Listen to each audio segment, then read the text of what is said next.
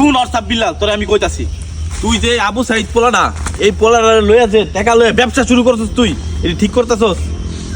তোরে সাবধান করে দিলাম, এই পোলাটা বাঁচতে চায়, তাদের বাচ্চার জন্য হলে বাঁচতে চায়। তুই এই অনলাইনে আইসা কিছু কিছু মানুষের, বহুত মানুষের তুই টাকা উঠায়া এই পোলার নামে কইয়া তুই কতটি টাকা খাইছস।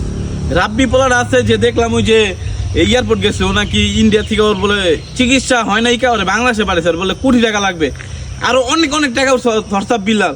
এইগুলা তোরা কি করছস না করছস জনগণে বলতেছে তোরা খাইছস, আদৌ কি তোরা খাইছস নাকি জানি না, কিন্তু এইগুলাতে তোরা করতেছস। এই পোলাটা বাঁচতে চায় জানো, ক্যান্সার রোগের, ওদের ক্যান্সার হয়েছে, ক্যান্সার রোগী কখনো বাঁচে না, এরা সবাই জানে। আল্লাহর যদি কোনো ভরসা থাকে বা কোনো কিছু থাকে তাহলে মানুষ বাঁচতে পারে, না হলে ক্যান্সারের রোগী এই মানুষ কখনোই বাঁচে না।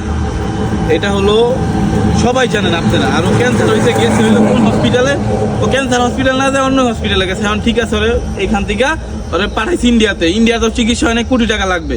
এখন এয়ারপোর্টে এসে রাব্বি আর জিজ্ঞেস করতেছে যে চেহারার অবস্থা দেখলে যে এত খারাপ লাগতেছে, জঘন্য হয়ে গেছে, মানে ক্যান্সারের রক্ত চুচ্ছা নিয়া পুরো পোলাটা শেষ।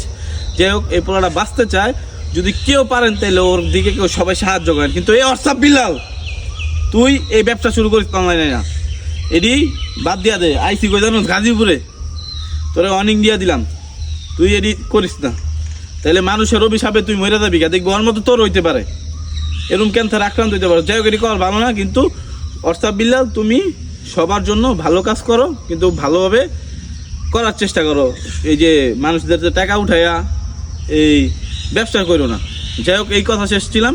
তোমরা অর্থাৎ বিল্লাল সবাই তোমরা ভালো হয়ে যাও, ওর পাশে সবাই থাকার চেষ্টা করো। এই ভিডিও এতটুকুই শেষ করলাম।